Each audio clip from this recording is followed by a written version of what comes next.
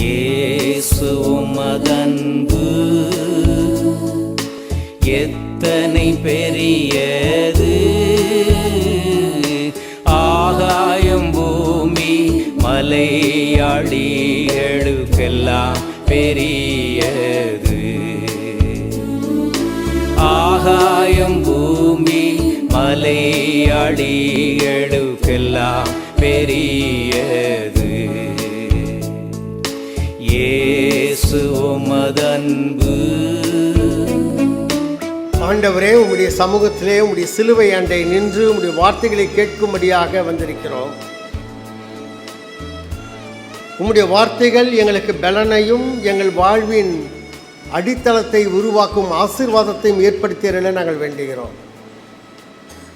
எங்கள் வாழ்வை நீர் நன்றாக அறிந்திருக்கிறீர். எங்கள் உள்ளங்கள் உமக்கு தெரியும். நாங்கள் என்ன எண்ணத்துடன் இந்த வழிபாட்டில் உட்கார்ந்து கொண்டு இருக்கிறோம் என்பதும் உமக்கு தெரியும். எங்கள் எண்ணங்களை சிந்தனைகளை ஒருமுகப்படுத்தும்.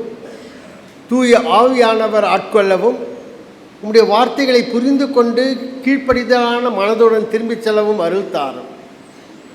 அடியனுடைய வாயின் வார்த்தைகளையும் எங்கள் அனைவரது சிந்தனைகளையும் மனதையும் ஒருமுகப்படுத்தியருள எங்கள் ஆண்டவர் இயேசு கிறிஸ்துவின் திருப்பெயரிலே வேண்டுகிறோம் நல்ல பிதாவே, ஆமென்.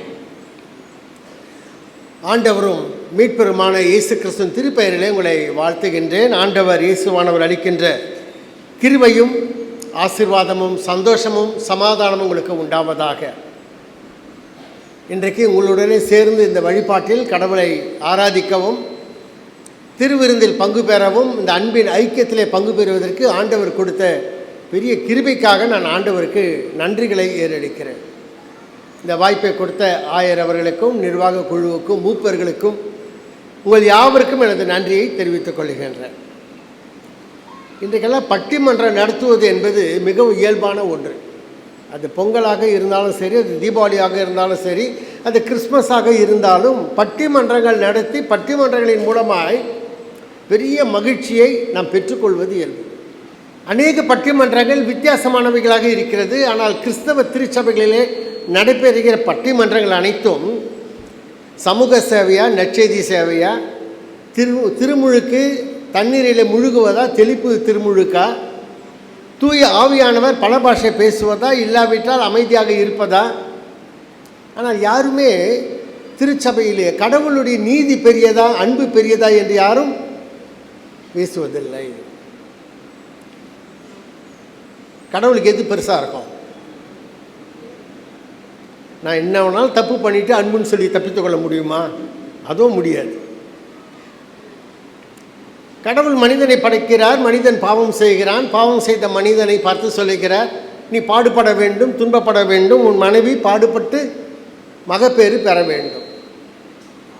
ஆனால் அந்த கடவுளால் சும்மா இருக்க முடியவில்லை. அந்த மனிதனை அழைத்து வந்து அவனுக்கு ஒரு தோல் ஆடையை உடுத்து வைக்கிறார், ஒரு லெதர் கார்மெண்ட்டை ரெடி பண்ணுறார், ஒரு டெய்லராக மாறி விடுகிறார். எப்பா இது உனக்கு பாதுகாப்பு என்று சொல்லி அவனுக்கு அந்த உடையை கொடுத்து அவனை அழைத்து கொண்டு இன்னொரு இடத்திற்கு கொண்டு வந்து விடுகிறார். நீ சந்தோஷமாயிரு. மனிதனுடைய மகிழ்ச்சி தான் கடவுளுடைய மகிழ்ச்சி, மனிதனுடைய வாழ்வு தான் கடவுளுடைய வாழ்வு. கடவுளுக்கு மனிதன் இல்லாமல் இருக்கவே முடியாது. ஆனால் உங்களுக்கும் எனக்கும் கடவுள் இல்லைன்னா நிம்மதியாக இருப்போம். ஏனென்றால் நாம் செய்ய வேண்டிய அனைத்து அநீதிகளும் அக்கிரமங்களும் அட்டூழியங்களும் கேட்பதற்கு ஆள் இல்லை. இன்றைக்குரிய திருமறை பகுதிகள் எல்லாம் லெந்து காலத்திற்கு முன்பாக கொடுக்கப்பட்ட ஒரு முக்கியமான ஒரு பகுதி. ஏனென்றால் புதன்கிழமை முதற்கொண்டு லெந்து சாம்பல் புதன் ஆரம்பிக்கிறது. உயிர்த்தெழுந்த திருநாளுக்கு முன்வரும் இந்த 7ஆம் ஞாயிறு நாம் கொண்டாடி கொண்டு இருக்கிறோம். அதற்கு பிறகு 6 ஆராதனைகள், 6 விடுதலை நாட்கள், 40 + 40 days ஆஃப் லென்ட் என்று நாம் அழைக்கிறோம். இன்றைக்கு கொடுத்திருக்கிற தலைப்பு, கிறிஸ்து அனைவரையும் மீட்கிறார், இறை அன்பு எல்லாரையும் அரவணைக்கும். Christ redeems all, divine love embraces everyone. உண்மையா? இன்றைக்கு முதலாவது திருமறை பாடமாக வாசிக்க கேட்ட யோனா 4ஆம் அதிகாரம், அந்த முதல் கொஞ்சம் தான் இருக்கிறது. அதில் 11 வசனங்கள் மட்டும் அடங்கி அந்த ஒரு பகுதியிலே யோனாவுடைய வரலாறு சொல்லப்படுகிறது, யோனாவுடைய செய்தி சொல்லப்படுகிறது. ஹோசியா முதல் மல்கியா வரை 12 தீர்க்கர்கள் பற்றிய குறிப்பு திருமறையில் இருக்கிறது. இவங்களெல்லாம் சொல்லுகிற பொழுது இவங்களெல்லாம் சின்ன தீர்க்கதரிசிகள் என்று சொல்வார்கள். மற்றவங்களாம் முன்னால் இருக்கிறவங்க கொஞ்சம் பெரியவங்க, எசேக்கியேல், எரேமியா, ஏசாயா, இவங்கெல்லாம் பெரியவங்க. இந்த 12 பேரும் கடவுளுடைய வார்த்தையை கேட்டு மக்களை நீதிக்குள்ளாக, கடவுளுடைய அரசுக்குள்ளாக நடத்துவது தான் அவங்களுடைய பணி. 11 பேர் இந்த பணியை செய்கிறார்கள். ஓசியா முதற்கொண்டு மல்கியா வரை நீங்கள் வாசித்து பார்த்தால் கடவுளுடைய சத்தத்திற்கு கீழ்ப்படிந்து வார்த்தைகளை கொண்டு போனார்கள், அறிவித்தார்கள். ஆனால் யோனா மிகவும் வித்தியாசமானவர். கடவுளுடைய வார்த்தையை கொண்டு போவதற்கு பதிலாக ஓடி ஒளித்துக் கொள்கிறார். அவர் கடவுள் பேரில் நம்பிக்கை இல்லை. ஏனென்றால் கடவுளை நீர் மனம் மாறுகிறவர், உண்மை நம்பி நான் பின்னால் வந்தால் என் நிலைமை அவ்வளோதான். இந்த பகுதியை நான் வாசிக்கின்ற பொழுது 2 முக்கியமான செய்திகள் அடிப்படையாக சொல்லப்படுகிறது. இருக்கிறதே மொத்தமே 4 அதிகாரங்கள் தான். ஒரு 10 நிமிஷத்தில் படித்து முடிச்சிடலாம். ஒன்று, காட்ஸ் கம்பேஷன் ஃபார் சின்னர்ஸ், பாவிகளுக்கான மன உருகுகின்ற கடவுள். அவர் விட்டுருங்க கடவுளை. யோனா யார்? ஏ செல்ஃப் சென்டர்ட் மேன். தன்னுடையது, என்னுடையது, நான் நினைக்கிறது நடக்கணும். அது கடவுளாக இருந்தால் கூட சரி, பரவாயில்ல, நான் சொல்லிட்டேன்னா அது நடக்கணும். நடக்கலைன்னா கடவுளை நான் உண்மை ஏற்றுக்கொள்ள மாட்டேன். எனவே நான் உண்மை விட்டு விலகி ஓடுகிறேன் என்று சொல்லி ஓடி வருகிற ஒரு மனிதன். ஆனால் கடவுளை பற்றி ஒரு நல்ல சாட்சி கொடுக்கிறார். 4ஆம் அதிகாரம் 3ஆம் வசனத்தில் அவர் சொல்லுகிறார், நீர் கனிவு மிக்கவர், இரக்கமுடையவர், மிகுந்த பொறுமையுடையவர், அளவில்லா அன்புள்ளவர். உண்மை பற்றி எனக்கு தெரியும், ஆனால் உண்மை பின்பற்றுவது ஆபத்து. ஏனென்றால் நீர் மாறிக்கொண்டே இருப்பீர். யார் இந்த யோனா? எந்த காலத்தில் என்ன செய்தார்? வரலாறு என்ன சொல்லுகிறது? யெரொபெயாம் என்று சொல்லப்படுகிற 2வது யெரொபெயாம் என்று சொல்லப்படுகிற அரசன் இஸ்ரவேலிலே ஆளுகை செய்து கொண்டு இருந்தார். எங்கள் வீட்டில் போய் படித்து பாருங்கள். 2 ராஜாக்கள் 14ஆம் அதிகாரத்தில் அந்த பகுதி சொல்லப்படுகிறது. இந்த மனிதன் காலத்தில் இஸ்ரவேல் எல்லா அநீதத்திலும் அசுத்தத்திலும் அட்டூழியத்திலும் இருந்த ஒரு நாடு. இப்படிப்பட்ட ஒரு சூழலில் அசிரியர்கள் பலம் பொருந்தினவர்களாக மிக வேகமாக இஸ்ரவேலை தாக்கி கொண்டு இருக்கிற ஒரு காட்சி. எனவே கடவுள் யோனாவை பார்த்து சொல்லுகிறார், இந்த அசிரியர்களுடைய தலைநகரமாகி நினிவேக்கு போய் அவர்கள் பாவம் செய்கிறார்கள், அநீதி செய்கிறார்கள் என்று சொல்லி அவர்களை கண்டித்து உணர்த்து. இதுதான் அடிப்படையான கருத்தை. இந்த கருத்தை கேட்ட பிறகு அவர் நினிவேக்கு போகாமல் மத்திய தரைக்கடலின் பக்கத்தில் இருக்கின்ற அடுத்த ஊருக்கு கப்பலிலே தப்பித்து போகிறார். உங்களுக்கு அந்த கதை நன்றாக தெரியும். போகிறார், பெரும் கடல் கொந்தளிப்பு வருகிறது. இந்த கொந்தளிப்புக்கு யார் காரணம் என்று சொல்லுகிறார்கள்?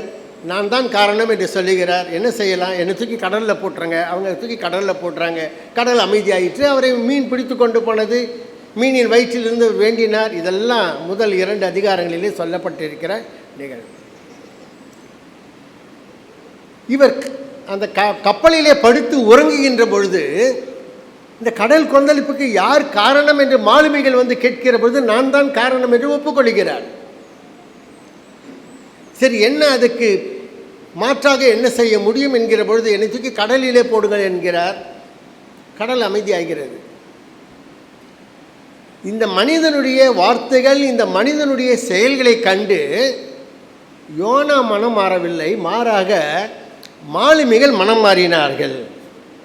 1ஆம் அதிகாரம் 16ஆம் வசனத்தில் அதை கண்டு அந்த மாலுமிகள் மனிதர்கள் ஆண்டவருக்கு அஞ்சினார்கள்.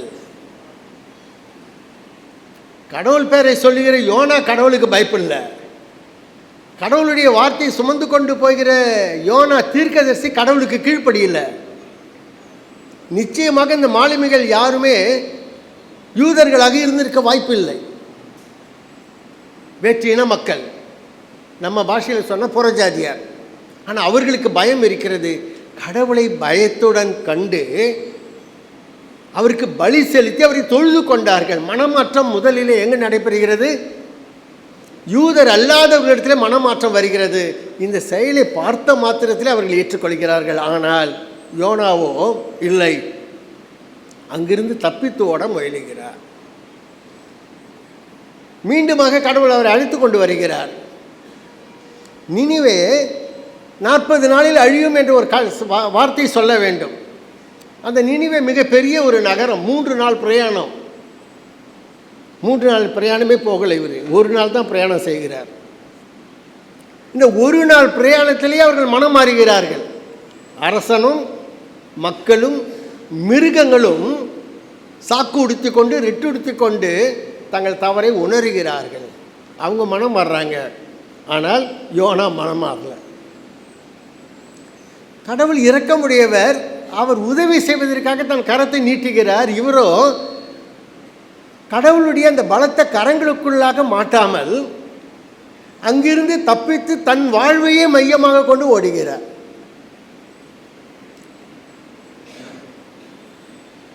ஒரு நாளிலே மனம் திரும்பினவர்கள் பெரியவர்கள், முக்கியமானவர்கள். கடவுள் இரக்கம் கொண்டு அவர்களை மன்னிக்கிறார், அவர்களை ஏற்றுக்கொள்கிறார்.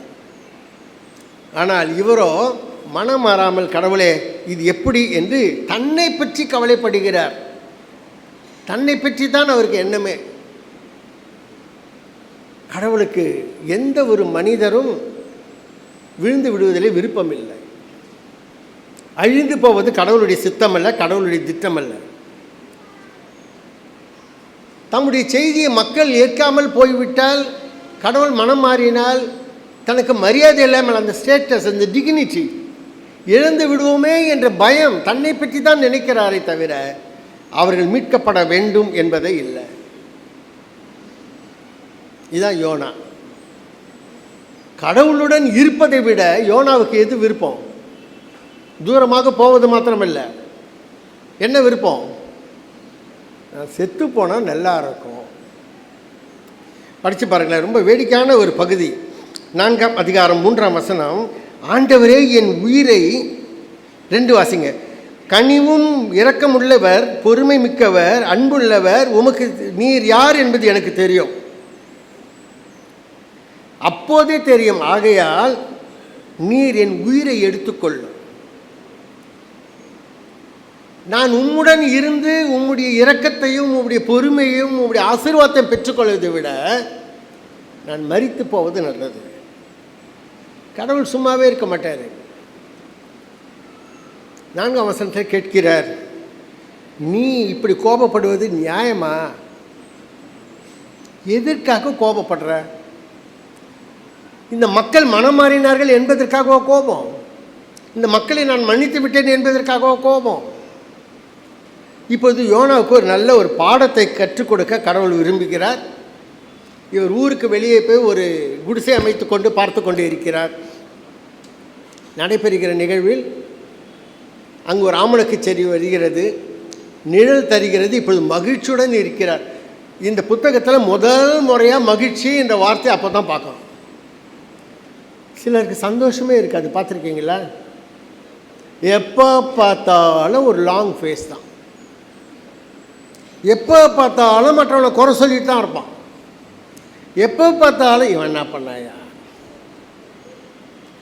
உங்களுக்கெல்லாம் நேரம் கிடைத்தால் த பவர் ஆஃப் பாசிட்டிவ் திங்கிங்னு ஒரு புத்தகம் இருக்கிறது. நார்மன் வின்சென்ட் பீல் அவர்கள் எழுதின உலகத்தில் மிக அதிகமான விற்பனையான ஒரு புத்தகம். அந்த புத்தகத்தை வாங்கி படித்து பாருங்கள். சிலருக்கு மகிழ்ச்சி இருக்காது. அவர் ஒரு நிகழ்ச்சி எழுதுகிறார். ஒரு ட்ரெயினில் நான் ட்ராவல் பண்ணினேன். அந்த பேண்ட்ரி காரில் என் மனைவியை அழைத்து கொண்டு போய் ஒரு தோசை வாங்கி கொடுப்பதற்காக போய் நின்றேன். என் மனைவி வந்தோன்னு சொன்னாங்க, இந்த பேண்ட்ரி கார் ஏன் இவ்வளோ அழுக்காக இருக்குன்னாங்க.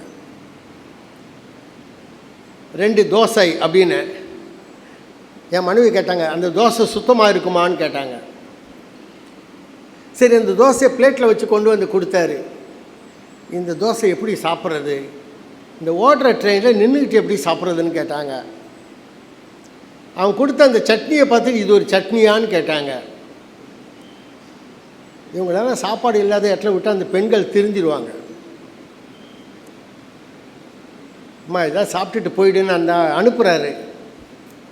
அப்புறம் தான் அந்த பேரர் கேட்கிறார், சார் நீங்கள் என்னவா இருக்கீங்க? அவர் சொல்கிறார், நான் ஒரு அட்வொகேட், வேலை நிமித்தமாக ஊருக்கு போய்கிறேன். உங்கள் மனைவி என்ன பண்ணுறாங்க? அவங்க ஒரு பெரிய கம்பெனி வச்சுருக்கிறாங்க, மிகப்பெரிய ஃபேக்ட்ரி. அப்படியா? என்ன தயாரிக்கிறாங்க? எதெல்லாம் சந்தோஷம் இல்லையோ, எதெல்லாம் திருப்தி இல்லையோ அதை அவர்கள் தயாரிப்பது தான் அவர்களுடைய தினந்தோறும் வாடிக்கை. இன்னொரு கேரக்டர் இருக்குது, சாடிஸ்டிங் என்று சொல்லுவோம். பிறருடைய துன்பத்தில் மகிழ்ச்சியை காண்கிற ஒரு கூட்டம். ஏறக்குறைய யோனா அப்படிப்பட்டவர் தான். நினிவே மக்கள் அழிந்து போனால் இவர் உண்மையிலே பலி செலுத்தி இருப்பார். அந்த ஆமணக்கு செடி ஒரு நாள் திடீரென்று ஏற்பட்டது, திடீரென்று அழிந்து போகிறது ஒரு புழுவினால். இப்பொழுது மறுபடியும் சொல்லுகிறார், மிகுந்த மகிழ்ச்சி அடைந்த யோனா விடியும் நேரத்தில் இது முடிந்தவுடன் அனல் காற்று வீசிற்று, யோனாக்கு எரிச்சல் உண்டாயிற்று. இப்பொழுது சொல்லுகிறார் 8ஆம் வசனத்தில், கடவுளே, நான் வாழ்வதை விட செத்து போவது நல்லது. கடவுளுடைய இரக்கம், கடவுளுடைய அன்பு, கடவுளுடைய கிருபை, கடவுளுடைய வழிநடத்துதல் அதிகமானது. மனிதனோ திருப்தியற்றவனாக தன்னையே மையப்படுத்தி கொண்டு வாழ்கிறான். இந்த பகுதி மிக அழகாக முடிகின்ற ஒரு முக்கியமான ஒரு பகுதி. வன்முறை, தீமைகள், அநீதிகள், அசுத்தங்கள் கடவுளுடைய சித்தமல்ல, விருப்பமல்ல. அன்பும் நீதியும் நேர்மையும் பரிசுத்தமும் கடவுளுடைய விருப்பம். அதுதான் பரலோக ராஜ்யத்துடைய தகவல்கள். அதிலே பங்கு பெறுவதற்கு அனைவரையும் அவர் அழைக்கிறார். கடவுளுடைய அன்பின் நிமித்தமாய் எல்லோரையும் ஒன்றாக சேர்த்து கொள்ளுகிறார். இந்த பகுதி நமக்கு கற்றுக் கொடுக்கிற பாடம். கடவுள் அன்புள்ளவராய் இருக்கிறார், நான் எப்படி இருக்கிறேன்? நமக்குள்ள ஒரு திறனாய்வு வேண்டும், ஒரு செல்ஃப் கிரிட்டிசிசம் வேண்டும். நான் யார்? நான் எப்படி இருக்கிறேன்? நான் ஏன் இப்படி இருக்கிறேன்? எதற்காக? கடவுள் எல்லோரையும் சேர்த்து கொண்டு அழைக்கிறார், சேர்த்து கொள்கிறார். நாமோ இல்லை, கடவுளே இவங்க எல்லாம் அழிஞ்சு போகணும். சிலருடைய ஜெபம் அதான், எனக்கு ஒரு கண் போனால் கூட பரவாயில்ல, மற்றவனுக்கு 2 கண்ணும் போயிடணும் சாமி, பக்கத்து வீட்டுக்காரன் வாழவே கூடாது. கடவுள் அப்படி அல்ல, எல்லோரையும் ஒரே மாதிரி நடத்தி கொண்டு செல்கிற ஆண்டவர். 2வது திருமறை பாடமாக வாசிக்க கேட்ட 1 தீமோத்தேயு 2ஆம் அதிகாரம் 1 முதல் 7 வசனங்கள் ஒரு முக்கியமான ஒரு பகுதியை நமக்கு பவுல் அடிகளார் சுருக்கமாக மிக ஆழமாக சொல்லுகிறார். ஒரு கிறிஸ்தவ குடும்பம், ஒரு கிறிஸ்தவ வாழ்வு எப்படி இருக்க வேண்டும் என்பதை பவுல் அடிகளார் எழுதுகிறார். ஒரு கிறிஸ்தவ குடும்பம் எப்படி இருக்க வேண்டும் சொல்லுகிறார். நீங்கள் மன்றாடுங்கள், சப்ளிகேஷன்ஸ், வேண்டுதல் செய்யுங்கள். 2வது என்ன சொல்லுகிறார்? கடவுளிடத்தில் ஜெபம் செய்யுங்கள். 3வது சொல்லுகிறார், பரிந்து பேசுங்கள். ஆண்டவரே, இவர்களை நீர் கவனிக்க மாட்டீரா? 4வது என்ன சொல்லுகிறார்? நன்றி செலுத்துங்கள். நம்முடைய ஆராதனைகள் எல்லாம் இன்றைக்கி எல்லாமே இந்த ப்ரைஸ் அண்ட் வர்ஷிப் கல்ச்சரில் வந்துட்டோம். நல்லது, நான் வேணான்னு சொல்லவே மாட்டேன். ப்ரைஸ் அண்ட் வர்ஷிப் எப்படின்னா, சில்லி பீஃப் சாப்பிட்ற மாதிரி, இல்லை சில்லி சிக்கன் சாப்பிட்ற மாதிரி, ஃபாஸ்ட் ஃபுட்டில் சாப்பிட்ற மாதிரி. நம்முடைய ஆராதனைகளெல்லாம் எப்படின்னா, வீட்டில் அம்மா சமைச்சு சாம்பார் வச்சு, ரசம் வச்சு, கூட்டு பொரியலோட சமையல் செய்யறது. நமக்கெல்லாம் எது பிடிக்கும்? சில்லி பீஃப் தான் பிடிக்கும். அங்கே போனால் ஜாலியாக நல்லா சாப்பிட்லாம். வாய்க்கு ருசி, ஆனால் வயிற்றுக்கு கேடு. இங்கு வாய்க்கு ருசியாக இருக்காது, ஆனால் உடலுக்கு நல்லது. பவுல் அடிகளார் என்ன சொல்ல வருகிறார்? ஒரு கிறிஸ்தவ வாழ்வு, ஒரு கிறிஸ்தவ திருச்சபை என்பது 4 காரியங்களை கொண்டதாக இருக்க வேண்டும். ஆக்ட்ஸ் என்று வார்த்தை பயன்படுத்தப்படுகிறது. ஏ ஃபார் அடோரேஷன், கடவுளை துதிப்பது. ஆண்டவரே, நீர் எல்லாவற்றுக்கும் காரணம், நாங்கள் உமக்கு நன்றி செலுத்துகிறோம். சி ஃபார் கன்ஃபெஷன், ஆண்டவரே எங்கள் பாவங்களை நாங்கள் அறிக்கை அளிக்கிறோம். டி ஃபார் தேங்க்ஸ் கிவிங், நன்றி செலுத்துகிறோம். எஸ் ஃபார் சப்ளிகேஷன், ஆண்டவரே நாங்கள் வேண்டிக் கொள்கிறோம். இது இல்லாமல் வழிபாடு இருக்க முடியாது. பவுல் அடிகளார் இந்த கடிதத்தை எழுதுகிற பொழுது என்ன சொல்லுகிறார்? நீங்கள் இப்படிப்பட்ட ஜப வாழ்வும் கடவுளை மகிமைப்படுத்துகிற வாழ்வும் அனைவருக்கும் உரியதாக இருக்க வேண்டும். யூத சமயத்தில் வழிபாடு என்பது ஆலயத்தில் தான் நடைபெறும். எருசலேம் தேவாலயத்திலே நடந்தது. ஆனால் ஆண்டவர் இயேசுவின் காலத்தில் ஜெப ஆலயங்களிலே நடந்தது. ஆதி திருச்சபை போது ஆலயங்கள் இல்லை, வீடுகளிலே நடந்தது. வீடுகளிலே ஒன்றாக சேர்ந்து உட்கார்ந்து கடவுளை வழிபட்டார்கள், ஒன்றாக இருந்தார்கள். அவர்களுக்குள்ளே வித்தியாசங்கள், வேறுபாடுகள் இல்லை. இந்த பகுதி சொல்லுகிறது, அரசர்களுக்காக, அதிகாரிகளுக்காக வேண்டிக் கொள்ளுங்கள், மற்றவர்களுக்கு பணிகளுக்காக வேண்டிக் கொள்ளுங்கள், அவர்களுக்கு நீங்கள் அடங்கி இருங்கள். அடுத்து என்ன சொல்கிறார்? கடவுள் யார்? அவர் இரக்கமுள்ளவர், அழிவில்லாதவர், கண்ணுக்கு புலப்படாதவர், தனித்துவமானவர். எல்லாவற்றையும் சொல்லிவிட்டு சுருக்கமாக சொல்ல வேண்டுமானால், கடவுளுடைய அருள் அளவிடப்பட முடியாதது. அந்த அருள் எல்லோருக்கும் சொந்தம். அனைவருக்கான கடவுளுடைய அருள், ஃப்ரீ கிரேஸ் ஃபார் ஆல் என்று இந்த பகுதி பயன்படுத்தப்படுகிறது. அந்த இலவச அருள் எப்படி வருகிறதா? கடவுளிடமிருந்து வருகிற அவருடைய குமாரன் மூலமாய் வருகிறது. கடவுளுடைய செயல் என்ன? அனைவரும் மீட்கப்பட வேண்டும், ரட்சிக்கப்பட வேண்டும். சரி, அனைவரும் ரட்சிக்கப்பட வேண்டும் என்பதற்காக கடவுள் தன்னுடைய குமாரனை உலகத்திலே தருகின்றார். அவர்களை மீட்டுக்கொள்வதற்கு ஒரு அடையாளம் என்னவென்றால், தன்னையே அவர் பலியாக்கினார். கடவுள் அருளுள்ளவர்.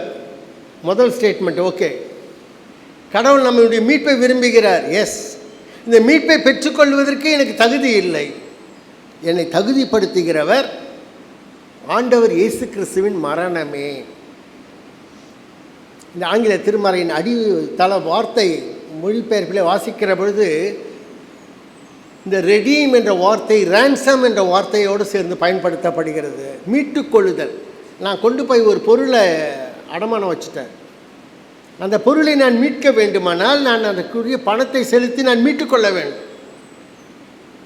நான் பாவியாக இருப்பதினால் என் வாழ்வை இழந்து போனேன், என் வாழ்க்கை மீட்கப்பட வேண்டுமானால் கிறிஸ்து தன்னையே மீட்பு பொருளாக கொடுத்தார். மார்க்கு 10:45 அநேகரை மீட்கும் பொருளாக தம் ஜீவனை கொடுக்கவும் வந்தார். இந்த அடிப்படையான இந்த கருத்தை திருச்சபைக்கு அவர் சொல்லுகிறார். கடவுளுடைய கிருபை எல்லோருக்கும் சொந்தம், அனைத்து மக்களுக்கும் உரியது. கடவுளுடன் நம்ம இணைக்கிறவர் இயேசு கிறிஸ்து. அவர் மூலமாய் நாம் அனைவரும் ஒன்றாக இணைக்கப்பட்டு இருக்கிறோம். எனவே கடவுளுடைய பிள்ளைகளாக வாழ்வதற்கு நாம் அழைக்கப்பட்டவர். அவருடைய அன்பிலே நாம் அனைவரும் கட்டுப்பட்டவர். நற்செய்தி பகுதியாக வாசிக்க கேட்ட மார்க்கு நற்செய்தி நூல் 2ஆம் அதிகாரம் 13 முதல் 17 மட்டும் அடங்கிய பகுதி. இந்த பகுதியிலே ஆண்டவர் இயேசு செய்கின்ற மிக ஒரு பெரிய ஆசீர்வாதமான ஒரு அழைப்பை கொடுக்கின்றார். இதற்கு முற்பகுதியிலே திமிர்வாதம் பிடித்தவன், நடக்க முடியாதவனை சுகப்படுத்துகிறார். கப்பர்நகூமில் இப்பொழுது புறப்பட்டு வருகிறார். அவர் கடற்கரை ஓரமாக வருகிற பொழுது வரி வசூலிக்கிற கூட்டத்தை சார்ந்த லேவியை கண்டு என்னை பின்பற்றி வா என்றார். அவன் அவருக்கு பின்பற்றி சென்றான். இயேசுவின் அழைப்பு கீழ்ப்படிதலுடன் சென்ற லேவி. மத்தேயு என்று போடப்பட்டிருக்கிறது. பெயர்கள் இங்கு முக்கியமல்ல. யூத பாரம்பரியத்தில் பெயர்கள் மாறிக்கொண்டே இருக்கும். சர்நேம் உடன் இணைந்து வரக்கூடியதாக இருக்கும். இதற்கு முற்பகுதியிலே நாம் என்ன காண்கின்றோம்? 4 பேர் அழைத்து கொண்டு வருகிற ஒரு மனிதனை மேலே கூரை பிரித்து கீழே இறக்குகிறார்கள். அவனை சுகப்படுத்திவிட்டு ஆண்டவர் சொல்லுகின்ற ஒரு வார்த்தை 10ஆம் வசனம், பாவங்களை மன்னிப்பதற்கு மனுஷகுமாரனுக்கு அதிகாரம் உண்டு என்பதை நீங்கள் அறிந்து கொள்ள வேண்டும். 9ஆம் வசனம், உன் பாவங்கள் உனக்கு மன்னிக்கப்பட்டன. பாவங்களை மன்னிக்கிற இயேசு பாவியை அழைக்கவும் உரிமை பெற்றவர். பாவத்தை மட்டும் மன்னிச்சுட்டு அவர் போயிடல, மாறாக மீண்டுமாக அவனை அழைத்து கொண்டு வருகிறார். நீ என் பின்னே வா என்கிறார். அவன் கீழ்ப்படிந்து அவருக்கு பின்னே போகிறான். இப்பொழுது மன்னிப்பை பெற்ற இந்த மனிதன் இயேசுவை பின்தொடருகிறான். யார் இவன்? நன்றாக தெரியும் நம்ம எல்லாருக்கும். ஒரு டாக்ஸ் கலெக்டர், ஆயக்காரர். ஆயக்காரர்களாக இருப்பவர்கள் யூதர்கள், ரோம அரசாங்கத்தில் பணிபுரிகிறவர்கள். ஆனால் யூத மத தலைவர்கள் அவர்களை அதிகமாக வெறுத்தார்கள். காரணம் என்ன? ஒன்று, ரோம அரசாங்கத்துக்கு அவங்க வேலை செய்கிறாங்க. இரண்டாவது, அவர்கள் செய்கின்ற வசூலின் முறை மிக கடினமானதாக இருக்கும். ஒரு பங்கு இருக்கிறது, ஒரு பாகம் இருக்கிறது, ஒரு காற்பங்கு இடம் இருக்கிறது என்றால் வரி வசூலிப்பதற்காக நியமிக்கப்பட்டவர் அந்த இடத்தில் இருக்கிற மக்கள் அனைவருக்காகவும் இவரே வரியை செலுத்தி விடுவார். முன்னாலேயே ஒவ்வொருத்தருக்கும் 10 ரூபா, என்னுடைய பங்கில் இருக்கிறவர்கள் 100 பேர், 1000 ரூபாய் இவர் செலுத்தி விடுவார். ரோம அரசாங்கத்திடம் செட்டில் ஆகிடும் கணக்கு. பிறகு இவர் இந்த 100 பேரிடமும் பணத்தை வசூலிப்பார். என்ன செய்வாங்களாம், 10 ரூபா கட்டிட்டாரு, இப்போ ஒவ்வொருத்தங்கிட்டே 15 ரூபா வாங்குவார். நான் சொல்கிறது புரியுதா உங்களுக்கு? ஃபாலோ பண்ணுறீங்களா? வரி வசூலிப்பவர் தன்னுடைய பணத்தை கட்டி விடுவார் மற்றவர்களுக்காக.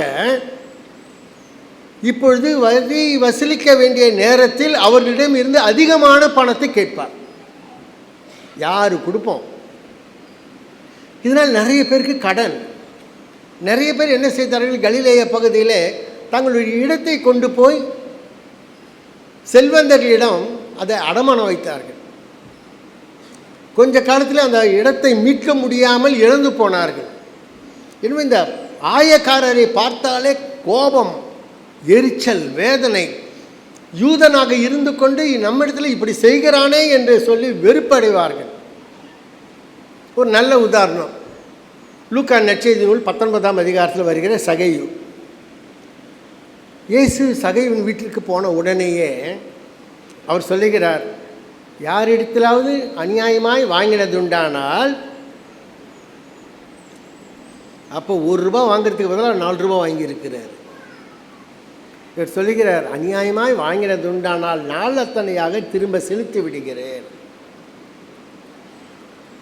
எனவே இப்படிப்பட்ட இந்த மனிதன், அனைவரும் வெறுத்த மனிதனை பார்த்து இயேசு சொல்லுகிறார், நீ வா. அந்த மனிதன் தன் வீட்டிற்கு போகிறான், இயேசுவை அழைத்து கொண்டு போகிறான். இப்போது இயேசு அந்த வீட்டிற்குள்ளே பிரவேசித்து உணவு அருந்துகிறார். பொதுவாக யூதர்கள் ஆயக்காரரை வீட்டுக்குள்ளே விட மாட்டாங்க. அவன் தீட்டுள்ளவன், பாவி, கட்டவன், அவன் வந்தாலே எங்கள் வீடு தீட்டுப்படும். பாவியாக கருதப்படுகிற ஆயக்காரர் தங்கள் வீட்டிற்குள்ளே வரக்கூடாது என்று எண்ணுகிற பரிசேயர்களின் மத்தியிலே ஆண்டவராக இயேசு அந்த வீட்டிற்குள்ளாக போகிறார். இயேசு எப்பொழுதுமே கொஞ்சம் முரணாகத்தான் செயல்படுவார். சமாரியா ஏரியாக்குள்ளே போகக்கூடாது, சமாரியா ஏரியாக்குள்ளே தான் போவார். சமாரியா பெண்ணுக்கிட்ட பேசக்கூடாது, சமாரியா பெண்ணுக்கிட்ட தான் பேசுவார். அவருடைய எண்ணம் எல்லாம் கடவுளுடைய திட்டத்தையும் கடவுளுடைய மீட்பையும் கடவுளுடைய அன்பையும் மக்களுக்கு கொண்டு போக வேண்டும். இப்பொழுது நடைபெறுகிற நிகழ்வு நீ கொஞ்சம் ட்ராமடைஸ் பண்ணி பாருங்களேன், வேடிக்கையாக இருக்கும். யூத வீடுகளுக்குள்ளே பொதுவாக பெரிய பெரிய கதவுகள் இருக்காது. உள்ளே வீட்டிற்குள்ளே சாய்ந்து கொண்டு இயேசு உட்கார்ந்து கொண்டிருக்கிறார். கூட விருந்துக்கு கூப்பிட்டவங்கெல்லாம் லேவி கூட வேலை செய்கிற ஆயக்காரர்கள், அவங்களும் பாவிங்க. வேறு யார் ஃப்ரெண்டாக இருக்க முடியும்? எனக்கு யார் ஃப்ரெண்ட்ஸு? என்னுடைய நண்பர்களெல்லாம் ஆட்டோக்காரனும் பெட்ரோல் பங்க்கு சைக்கிள் ரிப்பேர்காரன் தான். ஏன்னா மேல் அளவுக்கு என்னால் போக முடியாது, என்னை யாரும் சமுதாயம் ஏற்காது. ஆனால் கீழே இருக்கிறவன் என்னை பார்த்தோன்னா வணக்கம் சார் நல்லா இருக்கிறீங்களான்னு கேட்பான். எனவே இந்த ஆயக்காரர்களுடைய கூட்டம், குடும்பம் அனைவருமே அந்த விருந்துக்கு வருகிறார்கள். இயேசு அவர்கள் நடுவே இருக்கிறார். இப்பொழுது பரிசேயர் வந்து வீட்டிற்குள்ளே போக மாட்டார்கள், வெளியே நின்று வேடிக்கை எட்டி பார்த்து சீஷர்களை கூப்பிட்டு சொல்லுகிறார்கள், உங்களுடைய போதகர் செய்வது சரியா? எவ்வளோ இந்த பரிசேயர் செல்ஃப் ரைச்சியஸ் பீப்புள், சுயநீதிக்காரர். இந்த பரிசேயர் மத வைராக்கியம் உடையவர்கள். இந்த பரிசேயர் சட்டத்திட்டங்களை கரைத்து குடித்தவர்கள். ஆனால் இவர்களுடைய செயல்கள் எல்லாம் பாருங்களேன், ரொம்ப ரொம்ப ரொம்ப ரொம்ப மோசமான ஒரு நிலைமை.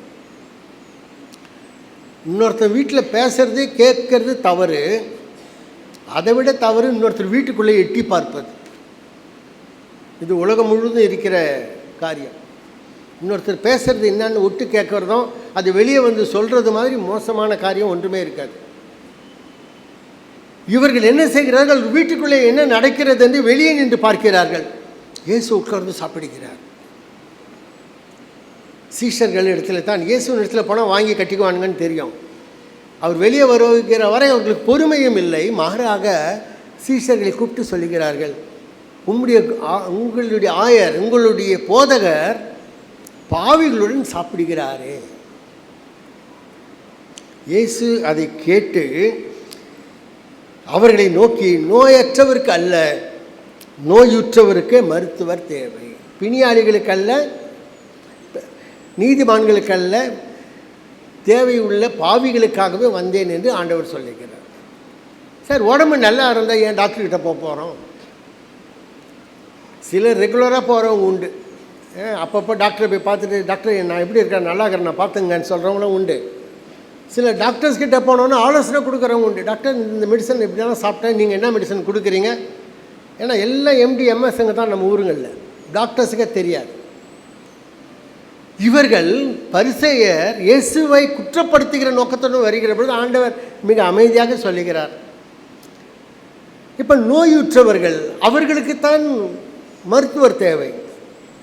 சுயநீதிக்காரராக இருக்கிற உங்களுக்கு அவசியம் இல்லை, ஏனென்றால் நீங்களே உங்களுக்கு ஆக்கினையை கொண்டு வருகிறீர்கள் சொல்லிவிட்டு ஆண்டவர் பாவிகளையே அழைக்க வந்தேன் என்று சொல்லுகிறார். இந்த பகுதிகள் நமக்கு சொல்லிக் கொடுக்கின்ற நிலைமை என்ன? கடவுள் எல்லோரையும் நேசிக்கிறார், மனம் திரும்புகிறவர்களை அவர் ஏற்றுக்கொள்கிறார். நாமோ ஒருவன் அழிய வேண்டுமானால் அவன் அழிந்தே போக வேண்டும் என்று நினைக்கிற யோனாவை சார்ந்தவர்கள். கரடு முரடான மனமாற்றம் இல்லாத யோனாவை போலவே வாழுகிறவர்கள். அவர்கள் வாழ்வு நல்லா இருப்பதை காட்டிலும் அதை பார்ப்பதற்கு எனக்கு முடியாது, நான் செத்து போக வேண்டும் என்று வேண்டிக் கொள்கிற யோனா. கடவுள் அப்படி அல்ல, எல்லோரும் நன்றாக இருக்க வேண்டும் என்று விரும்பி தன்னுடைய மீட்பை வெளிப்படுத்துகிற கிறிஸ்து. பவுலடிகளார் சொல்லுகிறார், திருச்சபை மற்றவர்களை மதிக்க கற்றுக்கொள்ளுங்கள், மற்றவர்களை நேசிக்க கற்றுக்கொள்ளுங்கள், மற்றவர்களுக்காக ஜெபிக்க கற்றுக்கொள்ளுங்கள். தகுதியற்ற உங்களை கடவுள் ஏற்றுக்கொள்வதற்காக தன்னுடைய குமாரனை பலியாக்கினாரே, அவர் கொடுத்த அந்த மீட்பினால் தான் நீங்கள் இன்றைக்கு கடவுளுடைய பிள்ளைகள். ஆனால் நீங்கள் மற்றவர்களை ஏற்றுக்கொள்ளக்கூடாதா? ஆண்டவர் இயேசு சொல்லுகிறார், நீங்கள் பாவி என்று சொல்லுகிற மனிதன் கடவுளுக்குரிய மகன். பாவத்தை வெறுக்கிறவர் பாவியை நேசிக்கிறார். அந்த மனிதனை பார்த்து சொல்லுகிறார், நீ என்னை பின்பற்றி வா. லூக்கா நற்செய்தி நூலிலே இதை வாசித்தால் அந்த மனிதன் தன்னுடைய ஆஃபீஸ் அப்படியே விட்டுட்டு கிளம்பி போகிறான். அந்த அலுவலகத்தில் இருந்து கொஞ்சம் பார்த்தங்க, அவர் கூப்பிட்றாருன்ட்டு கிளம்பி போயிட்டே இருக்கிறாப்புல. அழைப்பு வருகிற பொழுது தகுதியற்ற மனிதனையும் கடவுள் மாற்றி மனிதனாக மாற்றுகின்ற பொழுது அதை அவன் பயன்படுத்தி கொள்கிறான். அவர் லேவி செய்த மிகப்பெரிய நல்ல காரியம். தான் வீட்டில் அவருக்கு இயேசுக்கு மட்டும் விருந்து கொடுக்கல, தன்னுடைய நண்பர்கள் பாவிகள் என்று சமுதாயத்தால் ஒதுக்கப்பட்ட அனைத்து மக்களையும் வீட்டுக்குள்ளே கூப்பிட்டு இயேசுவை அறிமுகப்படுத்தி மீட்பை அவர்களுக்கு லேவி பெற்றுக் கொடுக்கிற ஒரு கருவியாக சாதனமாக இருக்கிறார். தூரமாக இருந்துட்டு ஏசாமி எங்கள் வீட்டுக்கு வந்துட்டார், நான் மட்டும் இன்றைக்கி நல்ல நான்வெஜ் சாப்பிடுவேன் ஆண்டவரோடன்னு சொல்லலை. ஆண்டவரே, நீங்கள் எங்கள் வீட்டுக்கு வந்தது ரொம்ப சந்தோஷம், என் கூட எவ்வளோ பேர் இருக்காங்க, பாவிகள், ஏழைகள், ஆயக்காரர், அவங்களெல்லாம் நான் வீட்டுக்கு கூப்பிட்டு வரேன்னு சொல்லி அவர்களுடன் இயேசு உட்காருகிறார், அவர்களுடன் உணவு அருந்துகிறார். அவர்கள் இயேசுவை அடையாளம் கண்டு கொள்கிறார்கள். மீட்பு அனைவருக்கும் கொடுக்கப்படுகிறது. அவர் கிருபையுடையவராக இருக்கின்ற பொழுது அந்த கிருபையை மற்றவர்களுக்கு வேண்டாம் என்று சொல்வதற்கு எனக்கு உரிமை இல்லை. ஆண்டவர் எல்லோரையும் நேசிக்கிற பொழுது அந்த அரவணைப்பில் நானும் இணைந்து கடவுளுடைய ராஜ்யத்தை கட்ட வேண்டுமே தவிர இல்லாமல் இருக்க முடியாது. ஆண்டவரே, எங்களை அப்படிப்பட்ட நல்ல எண்ணத்திலும் விசுவாசத்திலும் ஞானத்திலும் பரிசுத்த ஆவியிலும் வழி நடத்தும். உமக்கு மாட்சி உண்டாவதாக. ஆமென்.